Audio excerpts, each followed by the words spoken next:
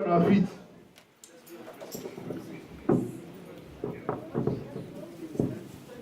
I want us to take 2 minutes to worship God before I go to the message.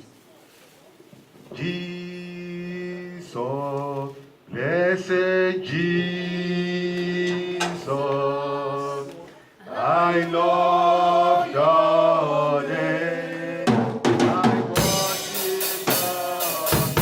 Hallelujah.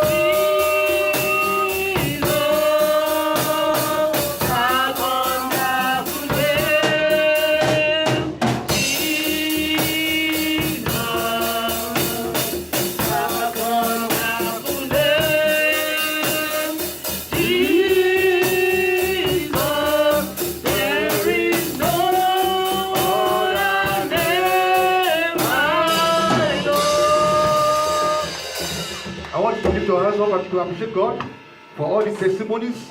We need to thank God for what God is doing in our church. Begin to appreciate Him. Begin to thank Him for what God has done in our lives. For so many testimonies that has happened in the church. Begin to worship the Lord for what God is doing among us. The Bible says, I will build my church, and the gate of hell will not prevail against it. Begin to appreciate God. That we thank you, Father, from last week to this time. We give you all the glory, Father. We exalt your name. Begin to appreciate God. Begin to thank Him. We are grateful, Lord Father. We say thank you, Lord Father. From Sunday school to this time, we give you the glory, Father. For our health, we say thank you. For our going out, we say thank you. For all the words that be coming out from this place, we say thank you, Father. We give you the glory, Lord. Begin to appreciate Him.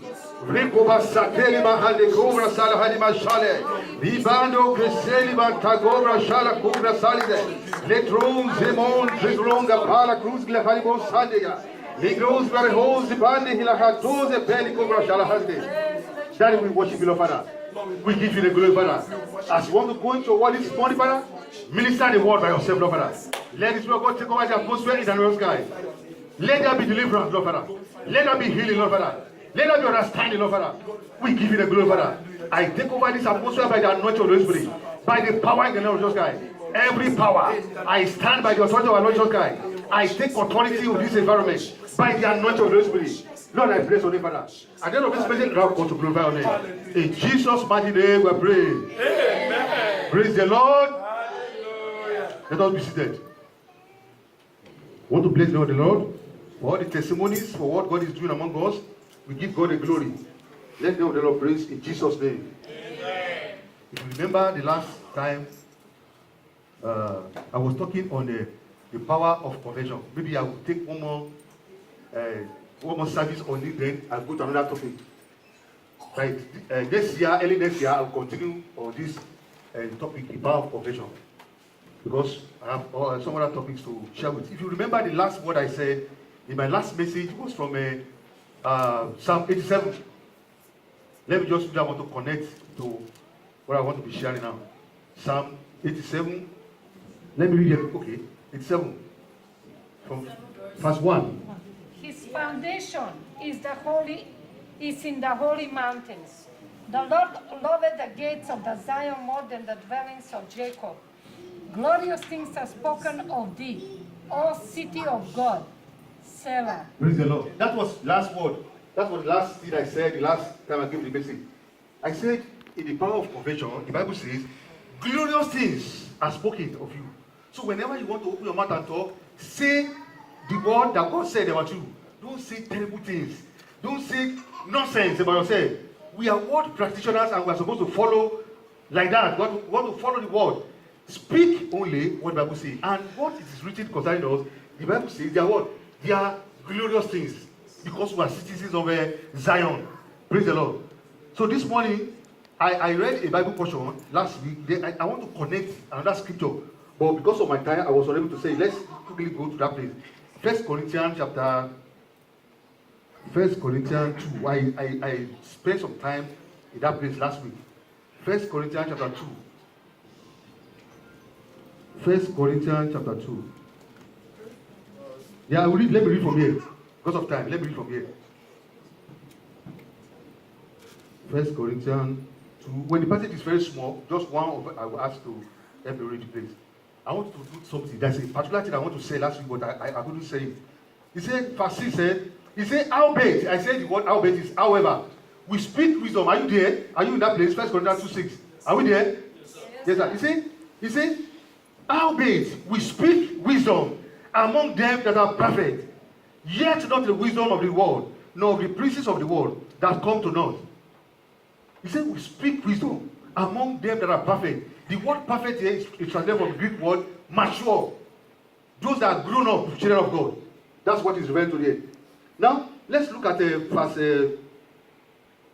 I want to emphasize on that word perfect and verse 7. We say, but we speak the wisdom of God in a mystery. We speak the wisdom of God in what? In a mystery. It means there is an esoteric language. What do I mean by esoteric language? There is a language that is peculiar to us in Zion.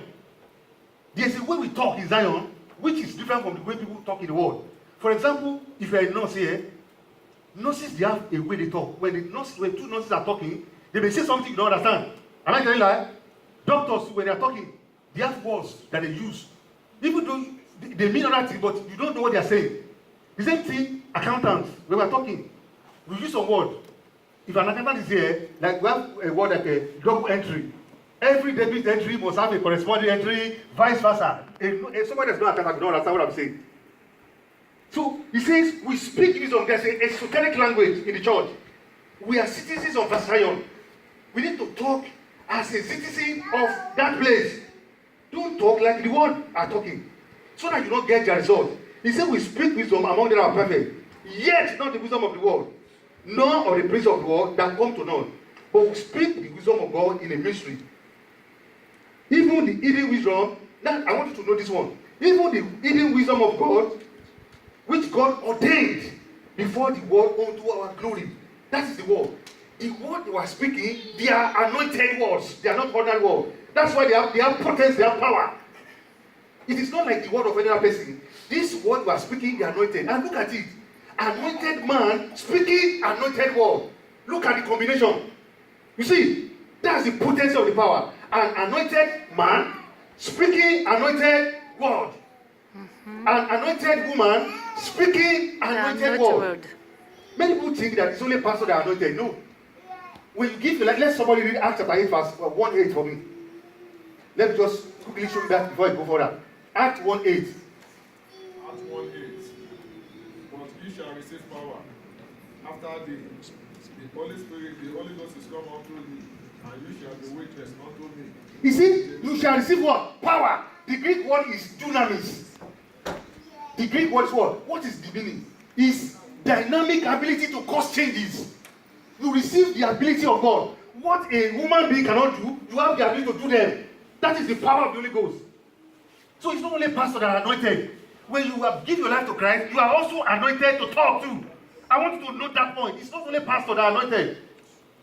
The only thing is that pastors are anointed for different offices. So as I'm talking to you now, I'm standing in an office now. I'm standing in an office of teaching.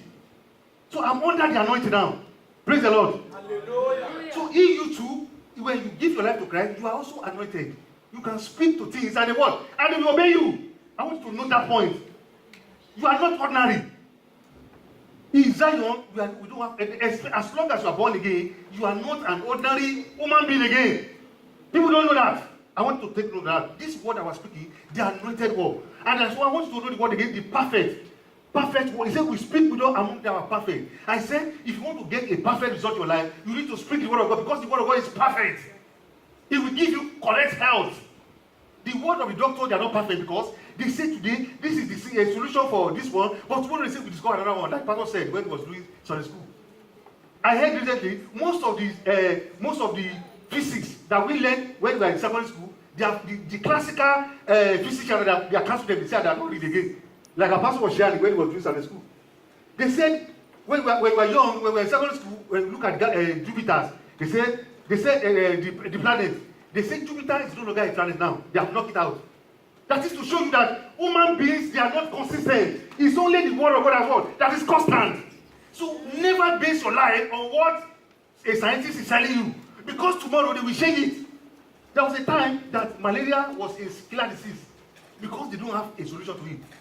But today, it's just like ordinary thing. The same thing, HIV. They say HIV is a very deadly. Who told you that it's a deadly disease? Is it God? No. The same way we lay hand on somebody for malaria, the same one that we lay hands on HIV and go. That is, you have to change your mindset. Don't approach it as a very serious something. Otherwise, it will not go. Look at in the Garden of Eden, when Adam and Eve, when they committed the sin. God said, Adam, where are you? He was hiding from God. He said, I am naked. I have this. God said, who told you? Look at what God said. Who told you? Who are you listening to? You are supposed to be listening to me only. So when they say something is not possible, first ask yourself, who told you? Ask somebody. Who told you? Who told you that this thing it doesn't have a solution? Who told you? They say this thing, they have never heard this case before. Who told you? The Bible says, behold, I will do a new thing. That is to say, if it has never happened before, you may be the first person to get the result. Have that mindset. That's what I have. Even though the testimony has never been shared before, I will be the first person to enter into this realm. The Bible says, he talked in Jude, say, the faith that was delivered to the saints. There are realms in the realm of the spirit that you can only enter when you are ready to study the scripture. Praise the Lord. Let me quickly show you one place. I will not go too much, but I want to show also a very powerful point, and I want you to listen attentively. Let's read James. I want to show something about that perfect word I mentioned. James 1. It's a familiar scripture, but I want to show what's the point there. The book of James. James chapter 1. Let me read here. Because I want you to open to the place, please. So that you see as I'm going over this something. He said, but be, verse 22. James 1 from verse 22. He said, but be ye doers of the word, and not hearers but only, deceiving your own self. For if any man be a hearer of the word, and does not a doer, is like unto a man beholding his natural face in a glass. For he beholdeth himself and goeth his way, and straightway, for he goeth, forgetteth what manner of man he was.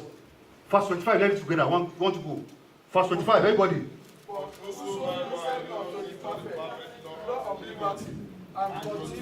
Hearing, not a forgetful hearer, but a doer of the word, this man shall be blessed in his deed. You see, he said it's a perfect law of liberty. Let me tell you what I mean by that. The aerodynamic law, the law of a lift, just different kind of law. The law that take aeroplane, they call it a aerodynamic law. But we have seen many cases that the aeroplane come down, Abby, when they're flying. It means that law is not what? It's not perfect. So anytime you want to travel, never travel based on the law of aerodynamics.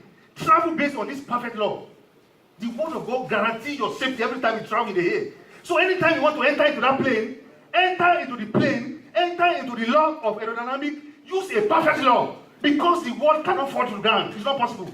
Anytime you want to travel. In America, they have a very good health system. Some people, they say, let us pray. They say, no. They rely on their medical or whatever. But they never knew that even in America, you have seen women that die of pregnancy. I mean, as an the best doctors, they operate on them and they die. Which means the law of human being, they are not perfect. So when you want to go to the world, you are a pregnant woman, go into the world with the scriptures. It's a perfect law. It guarantees your delivery, safety. I want you to know that one. Whatever you are doing, go and do that thing. Some people, they want to travel with their car. They say, my car is 2019 Toyota Corolla. It cannot have a. If that is the reason why you don't have it, then you are deceiving yourself. The reason why the car will not have accident is because God says so. That God will protect your going and your coming. It's a perfect law. I want you to know that point. Praise the Lord. Never rely on the technology because they can fail. Never rely on all these things. In the basis of aerodynamic law, we have another law. You see that even though as it's flying, they have different kind of law that they make, and they are not consistent, they are not constant. So anytime you want to take anything, whatever the technology have done, follow the scripture inside that law, so that the law can suspend, and it's a senior law to any law that's operating. I want you to note that one. Never rely on medical system here. Never rely on what they do. Rely only on what? On the word of God. It is the only thing that guarantees your perfectness in everything that you do. Let me go to this. Let's read Isaiah 33:20. Somebody read for us, just one verse. Isaiah 33:20.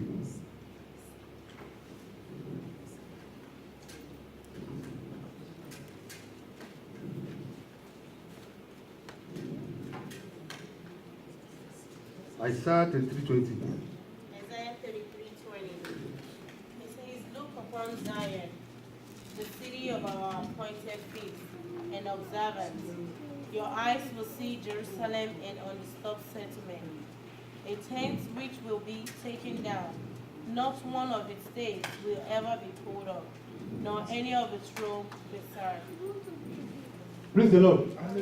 You see, look upon Zion, the city of our solemnity. If anybody has a dictionary in your phone here, anybody has a dictionary there, I have a dictionary here, but I want you to read it. If anybody knows the meaning of solemnity today, can anybody read for me? Solemnity. You have the meaning. Anybody know the meaning? Huh? Can you check it on your phone for me, please? Anybody? Yes,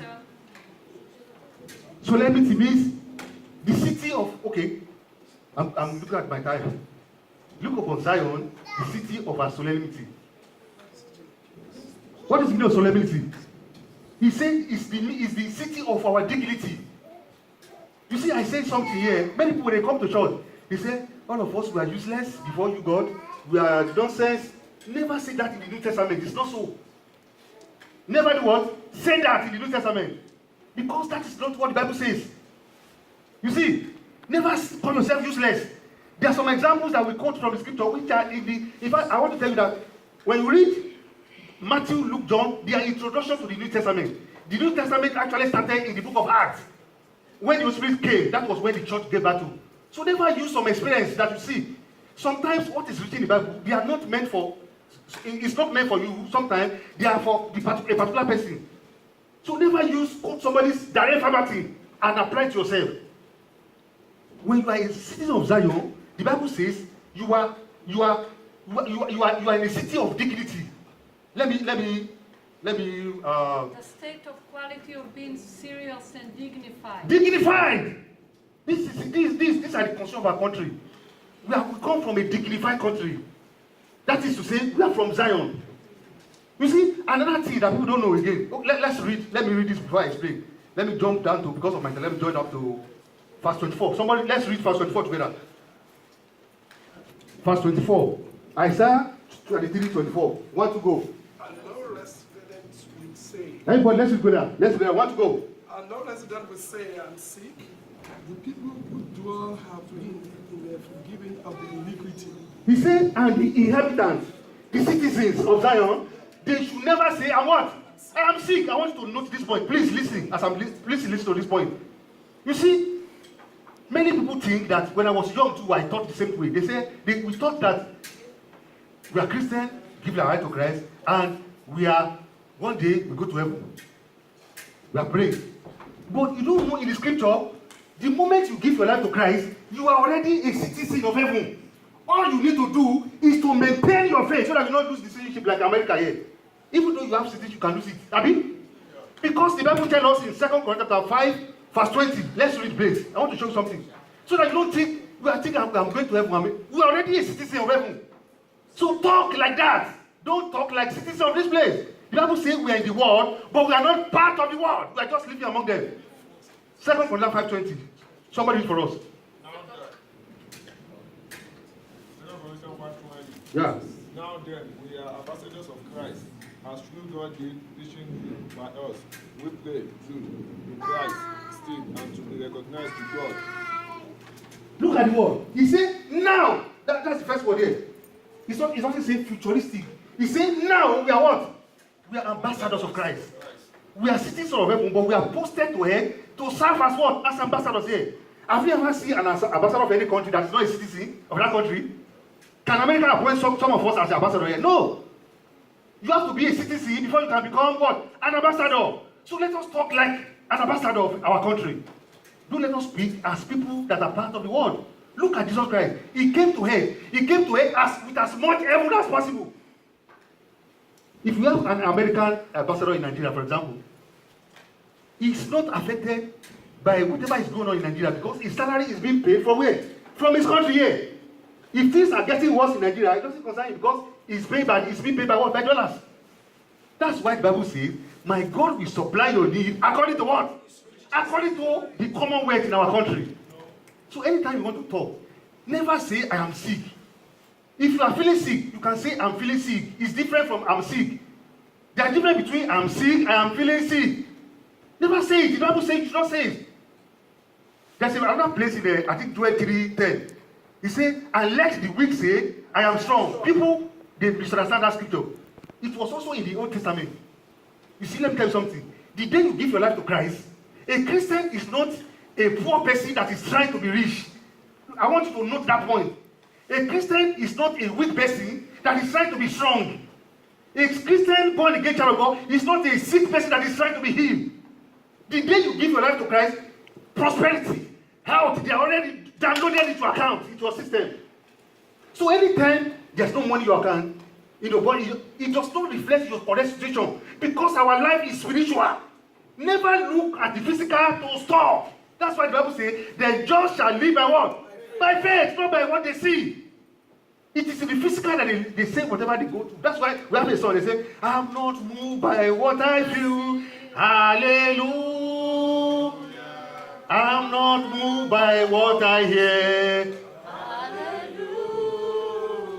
I'm only moved by the word of God. Hallelujah. That is the anthem in our country. We are citizens of what? Zion. We should talk like that. Never say it, I am sick again. In fact, when you say I am sick, do you know the meaning of I am? It's God that is I am. How can the I am be sick? When you use the word I am, we have entered into God's position. That's why we don't know next time.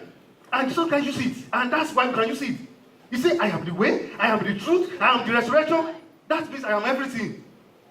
The same way. Never say that again. Praise the Lord. When we go back to our teachings on the new life like this thing, I will show you more scriptures. One of them is okay. Let me use one. Let me use one. I will so close. Don't worry. Let's read Hebrews chapter 12. Yeah. Hebrews chapter 12. First, if anybody has amplified Bible there, it's very, very well explained there. Hebrews 12. You can read. Okay, let me read from here because of my time. But let's go over it. Hebrews 12. See, many people don't know. They think we are still on our way to. You see, let me say this again before I go to that place. You see, people think that Christianity, they liken it to the children of Israel. From Egypt, they are on their way to the promised land. Wilderness experience. But Christianity is not like that. Born again, I will show you a scripture. There's one scripture I will read to explain that. Now, let's read Hebrews 12:22. He said, are we there? Yes, sir. Let me read it from here because of my time. He said, but rather, you have come to Mount Zion, even to the city of the living God. He doesn't say you are on your way.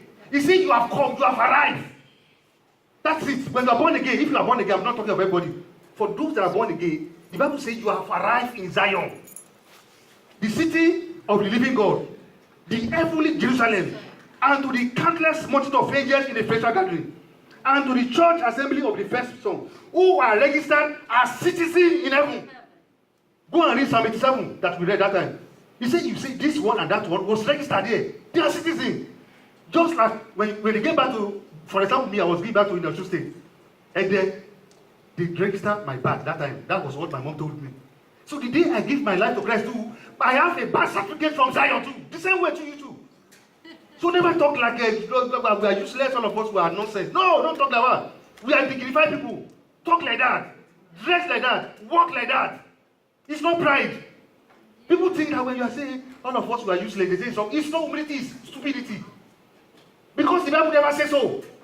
Let me show you one more scripture. So I want to drive home this point. Let me continue. Let me finish. So he said, 22. He said, and to the church of the assembly of the firstborn, who are registered as in heaven, and to the God who is judge of all, and to the spirit of the righteous, the redeemed in heaven, who are be made perfect, and to Jesus the mediator, the agent of it. So go and read it, you see. So that is why you don't talk about that. Look at the assembly. I said Christianity is like a fraternity. The day you give your life to Christ, you are initiated by the Holy Spirit. And when we go back to that new life, this year, I'll show you some of them. Let me read one place. 1 Peter 2:9. I want to show you something. 1 Peter 2:9. So that when you are talking, it's not that humility. It's not humility. The Bible says, let God be true. 1 Peter 2:9.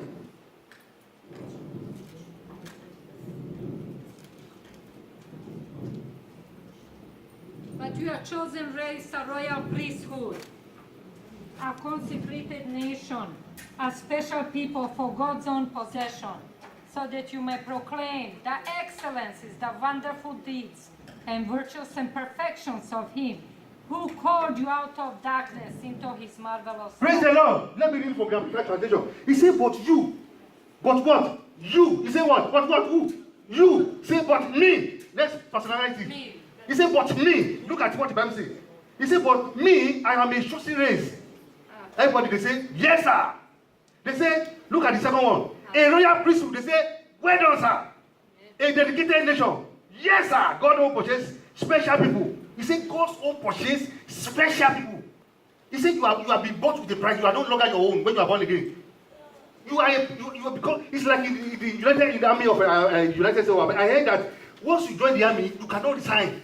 You become the property of United States of America. That is what happened to you when you born again. He said, you have been bought with a price. And what is the price? The blood of Christ, the most expensive price. So why do you talk to yourself as if I'm a very stupid person? I'm a this one. All of us are used to say, no, don't say it again. Let me finish this verse. Look at what the Bible says here. It says, God's own purchase special people, that you may set forth the wonderful deed and displays the virtues and perfection of Him. That is, God wants to show love, but God is a spirit. He wants to show the love through you. He wants to show power. He wants to show anointing. But God is a spirit. He wants to manifest the anointing through us. That's what God is doing. He said that you are the one that will show forth the deeds now and display the virtue and perfection of Him who called you out of darkness into His marvelous light. Look at the next verse, everybody, please. He said, but once you are not people at all, before you are nobody, but now we are what? We are somebody. Let's talk like that. It's not pride. Call yourself what the Bible says about you. Praise the Lord. Hallelujah. I want to know that point. So when you are talking, let me just use okay. I have 10 minutes more. Let me use that 10 minutes more to bring some point to this thing. Praise the Lord. That is how you should see yourself. That is what you should say. Anytime you want to talk about yourself. Let's look at Mark chapter 16, verse 15 to 18. Mark chapter 16. I want you to pay attention carefully to this person. Mark 16, verse 15. Let me read it from here. Because of my time, please. But let's go there. Mark 16, 15. Are we there? Yeah. Let me read it. Say, and he said unto them, go ye into all the world and preach the gospel. So everything, what is the meaning of gospel? Good news. Not bad news. Testimonies. Tell people about what God has done for us in Christ. That is first thing. Not bad news. Anytime you are complaining to people, you are not telling them good news. Anytime you are complaining to your neighbor, you gather people around, they are talking nonsense about Christians and you are happy about it. Are you making people to come to Christ or you are sending people away? That is how you want to look at it. Praise the Lord. He said, and he that believeth and is baptized shall be saved, but he that believeth not shall be damned. And this sign shall follow them that believe. In my name they shall cast out devil, they shall speak with new tongue. That is the way I'm going. Speak with new tongue does not mean speaking in tongue alone. It means these people will be giving another tongue. They will not be talking the way they are talking before. These people, they have a new language. You have to learn the language and start talking it so as to get the result. Because if you are talking in the old way, you will still be in Christ and you still be getting the old result. That is the problem with people in the world. When I was reading, I noticed that a particular woman. This woman will go to church every time. When it's 7 o'clock, be able to study everything. But yet things are getting worse for her. Because of her conversion.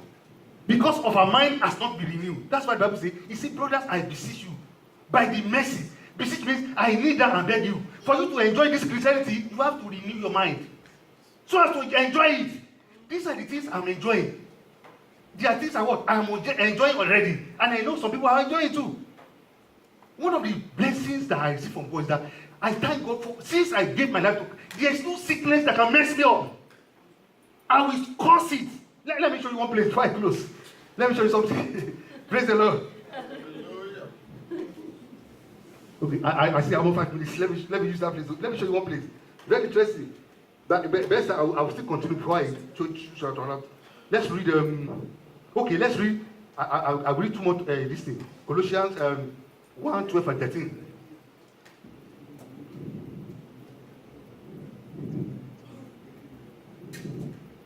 Colossians chapter 1, verses 12. Colossians 1, 12. Are we there?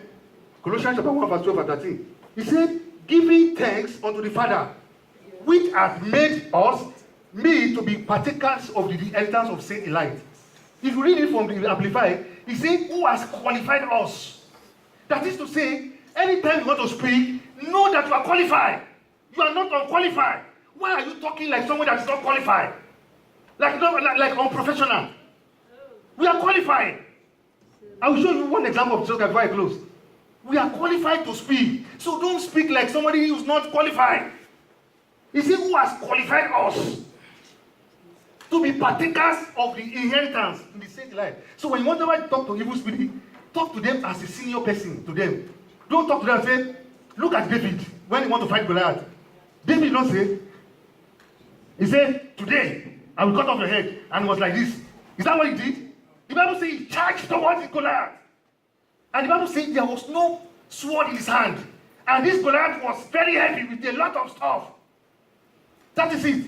He charged towards him. He said, who is this uncircumcised Philistine? This is the word that God is looking for. God said, yea, shy. What do you think will happen in heaven? Do you think in heaven they say, hey, this boy wants to disgrace us today? Is that what they say?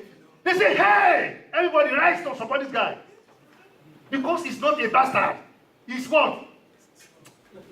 Even those people that used to do, my brother, I will remember in those days, if you are using, if you are not eating any boy, it will not work, Abi.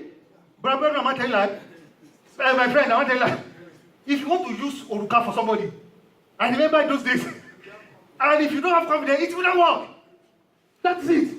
You use confidence with it. Talk like someone that is what, that is registered, that is recognized. Don't talk to evil spirit. Evil spirit, I command you, Jesus. You will hear today. Evil spirit will finish you. You say, in the name of Jesus Christ, out of my home. You look at your mouth. Say, this thing, you cannot stay here. Out, out, out, out, out, out, out.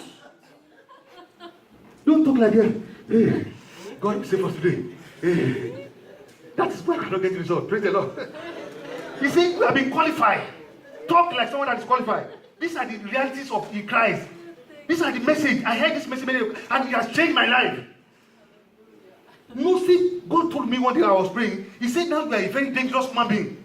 If anybody know, if you know any witch, tell them to go and turn to chicken. A witch, the most senior one. Let him turn to chicken and cook it and give me, I will eat it. If something happens to me, then the story of God is not true. I'll come to that level. If they are doing meetings, sometimes when I was in Nigeria, let me tell you this. When I was in Nigeria, sometimes when they are doing, I will wake up in the night. I will look as I should go to the junction. Like police officer will stay in junction. That people are coming, hey, all this, where are you coming from? I want to go to junction and be looking for witches that are coming for meeting. Hey, stop, where you come? How many you have done today? Where are the repent now? I want to look for where they are doing meeting and go enter the place. No more meeting here. I did it.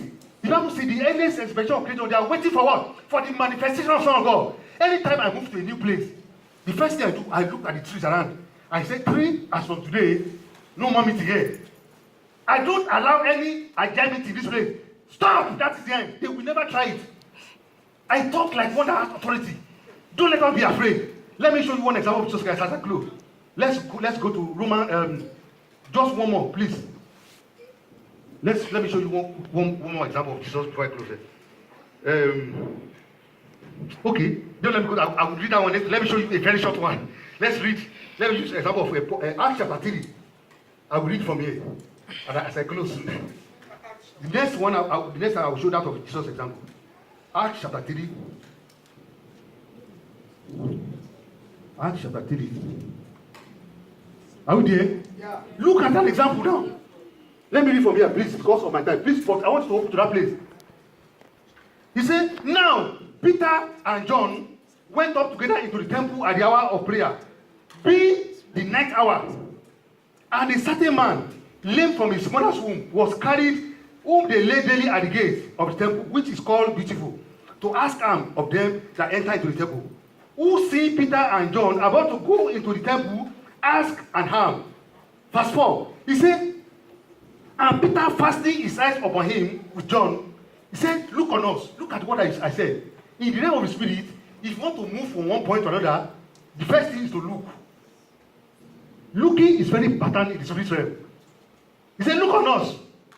Look at it. He said, and he gave it unto them. He looked at them, expecting to receive something of them. He want to receive something. Then Peter said, silver and gold have I none. He doesn't say, silver and gold have we none. He said, have I. He doesn't, these people, some people use this that a Christian, we are not supposed to have money. It's not true. That is to say, at that time, there's no coins in my pocket. That's what he's saying.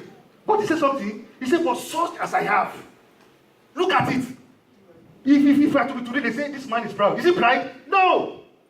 You see, Bible says he gave some apostles. He gave them this. He said, what I have. Stand up in Jesus' name. It was not a prayer. Rise up, come out. Look at Jesus Christ when he wants to raise Lazarus. He said, if not because of the people that are around here, I have it here, but because of time, I don't want to go through it. Maybe next time I will go through it. He said, if not because of these people, I will not have prayed. That is the most senior prayer. You see, sometimes when you want to travel, you want to go out to pray, say, Father, please protect me in the name of Jesus Christ. But when you come to senior level, that's not how to pray. You say, Father, I thank you because I'm saved today. Salvation is a package. Safety is inside it. So when you are going out, Father, I bless you because I'm saved today. Father, we bless you this year because you are rich. Not that God, you are going to provide. You are saved, you do not class. And when you come to a higher level of God, you will not pray about money again. All you do, intercede for people, pray for souls, and you see how God will be blessing you right and center. But next week, I have time to share my testimony. Praise the Lord. Let us be on our feet because of our time.